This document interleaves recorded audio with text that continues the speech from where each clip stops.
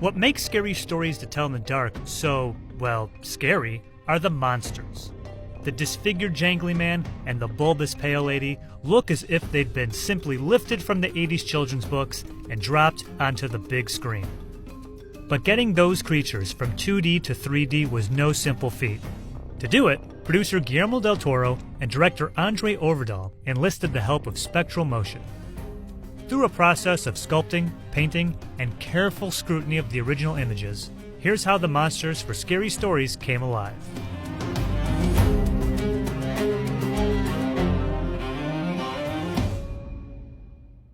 This is Mike Elizalde, president and creative director of Spectral Motion. You've seen their work. The film that we're known for is Hellboy.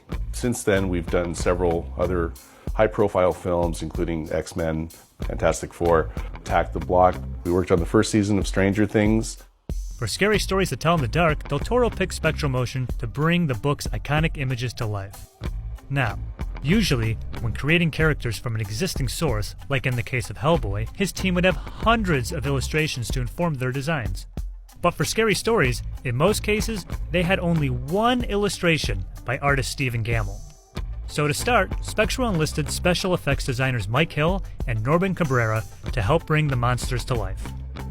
He was very vocal about, the art direction, and we would constantly send him updates. But what I recall is the first edict was they have to be as true to the source material as possible. Like, that's bottom line. They have to be a representation of that original art. So we had the pictures everywhere as a constant reminder to everybody, like, this is what we're going for. You have one picture per story, but there were just such great, strong, iconic single images that it was just really important to capture that feel. One of the first things they had to decide was what type of creature they were going to make. Instead of making puppets, Spectral Motion wanted each one to be a performer, which dictated how they would create the character. We would literally take the drawing, the Stephen Gamble drawing, and in Photoshop, lay it over to make sure that all the lines are right where they should be and that sort of thing. But these characters are going to be in 3D. In the case of the Scarecrow design, Norman created a digital art version in this program, ZBrush, to start designing the angles not captured in the illustration. But the most important thing was to nail the front shot. Once they got approval from Del Toro and Overdahl, they finished a more detailed sculpt, made a mold, and filled it with foam latex. The pieces are designed to fit specific actors. In some instances, the actor's physicality directly informs the look and feel of the character they were playing. The Toeless Corpse, for example, was played by Javier Botet, who's worked with Del Toro on Crimson Peak and Mama. Javier Botet is an incredible creature performer. He has a very unique physical characteristics that we were able to, starting with that as our foundation, really helped in the translation from a 2D drawing into something 3D. Another creature actor, Troy James, who played the Jangly Man, brought a new level of physicality that required more attention because of the amount of bending and twisting the character had to do.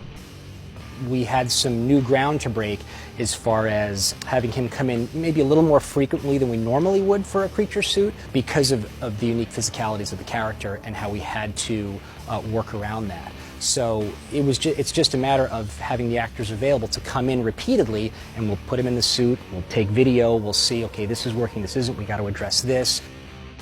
I want to point out that these moves are not done with wires or CGI. He can really move like that.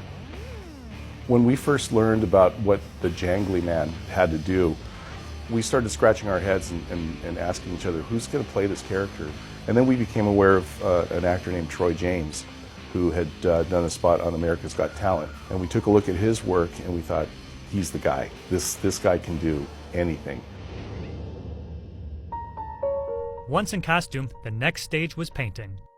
Both the suits and the performer's skin were painted with acrylics. This stage had its own set of challenges. For the Pale Lady, Del Toro and Overdahl wanted it to appear as if the creature's dress had merged with her skin. To do so, Mike Hill had to create a smooth paint job, void of any garment lines on her skin. It was really cool. I know Guillermo was particularly happy with this one because it was such a large and not abstract, but it's one of those things that could be widely interpreted, like what you're looking at. Stephen's drawings, they have a sketchy vibe to them. So not every line is realized, so to speak, you know, in the real world. The Pale Lady costume had to be put on almost like a giant snowsuit. Once in, to create the seamless look, they glued up the seams and painted over them. Now, keep in mind, these are black and white drawings. For a character like the Toeless Corpse, they chose a color palette to give her a nicotine-stained feel, using rotted browns and earth tone colors.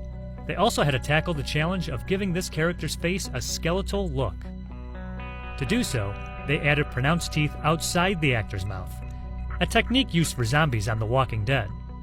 They painted a majority of the actor's body and covered him with almost 30 individual applications to create the finished look. But the one thing crucial to the design required a missing toe, so Spectral designed a foot that would be finished later in post-production. The hair for those two were custom-made wigs by Lynn Watson. She's done costume hair work for Planet of the Apes, Lone Ranger, and my personal favorite, Team America World Police. Each wig took over 3 weeks to make and are both made with human hair. When designing the Scarecrow, Cabrera and the team asked, what would farmers in the world of this movie make a scarecrow out of, and how well would they have built it?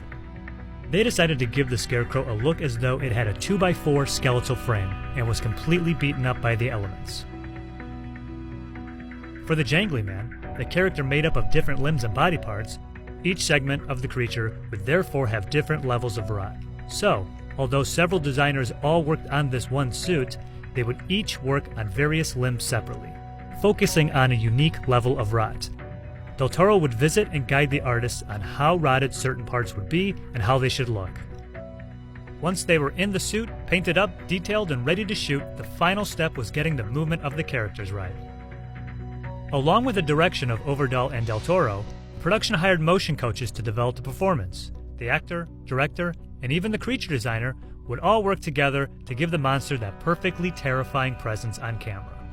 It is like a Dr. Frankenstein kind of thing, you know, like you're making a monster, this thing has to live, you know, and even though it's not living in real life, it's living in a movie, you know, so you're taking this from nothing that didn't live before and now it's alive, you know, and that's like a great feeling, you know, like when you finally see it on film and it's this living, breathing thing that's convincing because it's in the dramatic context of a movie, and you know, that's the best reward there is.